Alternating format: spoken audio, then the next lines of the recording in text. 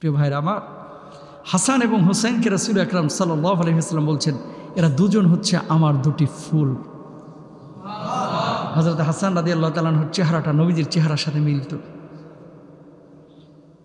নবীজির এই কলিজার টুকরা সাহাবী যখন শাহাদাতে কারবালার ঘটনা ঘটে, যখন কারবালার ময়দানে পৌঁছেছিলেন, বারবার তিনি হকের পথে ছিলেন এবং হকের আওয়াজে উচ্চারণ করেছিলেন, কিন্তু ইয়াজিদ বাহিনী সীমাররা তার সে আওয়াজকে বুলন্দ করে নাই, সম্মান করে নাই, তাকে হত্যা করে শহীদ করে এটাকে শেষ করে দিতে চেয়েছিল, নিভিয়ে দিতে চেয়েছিল, পারে নাই ভাই।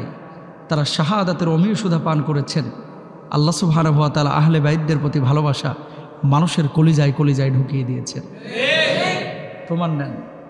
ইয়াজিদের জন্য, সীমারের জন্য এখানে একজন মানুষকে আজকে দোয়া করবেন? দোয়া করবেন কার জন্য? হুসাইনের জন্য। হুসাইনের জন্য মানুষ চোখের পানি ফেলে কাঁদে, ইয়াজিদের জন্য কেউ কাঁদে না, সীমারের জন্য কেউ কাঁদে না। পাপ যে বাপেরও ছাড়ে না। দেখেন হুসাইন রাদিয়াল্লাহু তাআলা আনহু যখন শহীদ হলেন, ওনার মাথাটাকে নিয়ে গিয়া দামেস্কের রাজপ্রাসাদে ঝুলায় রাখে, এলাকার মধ্যে ঝুলায় রাখে।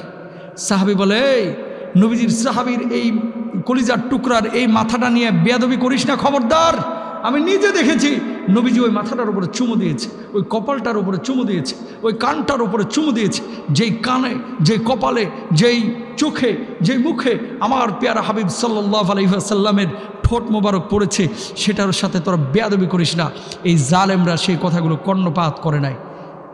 মাত্র কয়েক বছরের ব্যবধানে ঠিক যেইভাবে হুসাইন রাদিয়াল্লাহু তাআলা আনহুকে জবাই করেছিল, এই বদমাশগুলোকে সেইভাবে জবাই করে দুনিয়া থেকে বিদায় করে দেওয়া হয়েছে। আল্লাহু আকবার বলেন না? বেয়াদবি করেছিল। হত্যার পরে এই সীমারের মতো জালেম যেগুলো ছিল, কারো কারো মাথা তারাও এরকম ঝুলিয়ে রেখেছিল, এইরকম জানলার পাশে রেখে দিয়েছিল।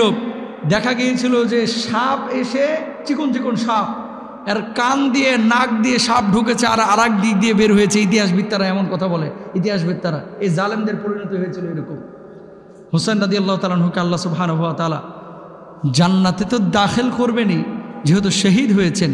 আল্লাহর নবী সাল্লাল্লাহু আলাইহি ওয়াসাল্লাম বলছেন, আল হাসানু ওয়াল হুসাইনু সাইয়্যিদা শাবাবি আহলিল জান্নাহ। আমার হাসান এবং হুসাইন জান্নাতে যুবকদের সর্দার হবে।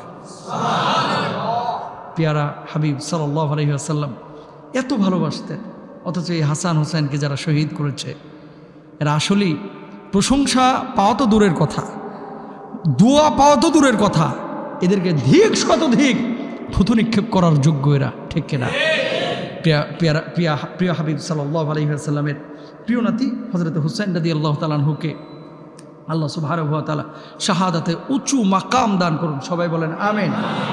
তাহলে আহলে বাইত বা নবী পরিবারের সদস্যদের প্রতি আমাদের ভালোবাসা হবে তাদের আদর্শকে নিজেদের জীবনে বাস্তবায়ন করার মাধ্যমে। তাদের আদর্শকে নিজেদের জীবনে বাস্তবায়ন করতে পারলে ইনশাআল্লাহ তাআলা আল্লাহ তাআলাও খুশি হবেন এবং নবী আম্বিয়া আলাইহিমুস সালাতু ওয়াস সালামের রেখে যাওয়া এই যে দুইটা ফুল, যারা মানুষ, এদেরকে যারা হত্যা করলো, এরা কি অমুসলিম ছিল মনে করতেছেন? এরা ছিল মুসলমান। যারা মেরেছে তারা কি ছিল? মুসলমান।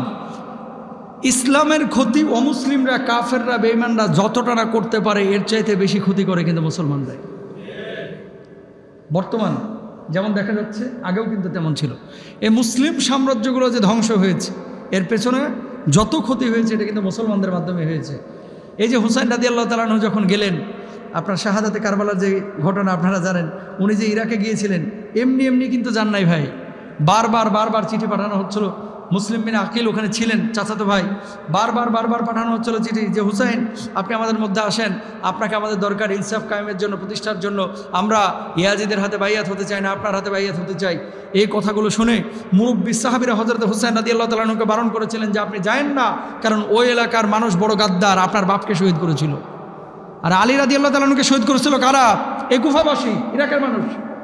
যেখানে আপনার বাপকে হত্যা করা হয়েছিল, শহীদ করা হয়েছে, এই এলাকার মানুষকে আমাদের সুবিধা মনে হয় না। বুড়া সাহাবী তখন মদিনায়, তারা রাস্তায় আটকে দিয়েছিল হুসাইন রাদিয়াল্লাহু তাআলা আনহুকে যে আপনি আমাদের নবী পরিবারের সদস্য, আহলে বাইতদের উল্লেখযোগ্য একজন মানুষ, আপনার কলিজা, আপনি নবীজির কলিজার টুকরা, আমরা আপনাকে যেতে দিব না। হুসাইন রাদিয়াল্লাহু তাআলা আনহু তারপরেও গিয়েছিলেন। আসলে এভাবেই তকদির লেখা ছিল। যাওয়ার পরে ঠিকই তারা ওই যারা চিঠি লিখেছিল এরা আর নাই, এরা আর নাই। কারা আছে? এখন খালি জালেমগুলো আছে। প্রিয় ভাইরা আমার, সুতরাং মুসলমানরা মুসলমানদের যা না ক্ষতি করেছে, অমুসলিমরা কিন্তু এতটা ক্ষতি মুসলমানদের করেছে, কিন্তু কাছ থেকে যারা মুনাফিকি করেছে, এই যে সিরাজউদ্দৌলার সাথে যে মীর জাফর বলে আপনারা এখন গালি দেন, এই মীর জাফর কি ছিল? হিন্দু না মুসলমান? মুসলমান। গাদ্দারিটা কে করেছিল? পাশের মানুষটাই করেছিল। তা আপনার বড় বড় ক্ষতিগুলো দূরের মানুষ এসে করে যায় না, উত্তরের মানুষ করে যায় না, আপনার বাড়ির মানুষগুলোই বেশি করে, আপনার মহল্লার মানুষগুলোই বেশি করে, ঠিক না? এই জন্য হুসাইন রাদিয়াল্লাহু তাআলা আনহু যাওয়ার পর আর কাউকে পাওয়া গেল না। এরকম গাদ্দারি মানসিকতা আমাদের পরিহার করতে হবে, ইনশাআল্লাহ। বলেন। আসসালামু আলাইকুম।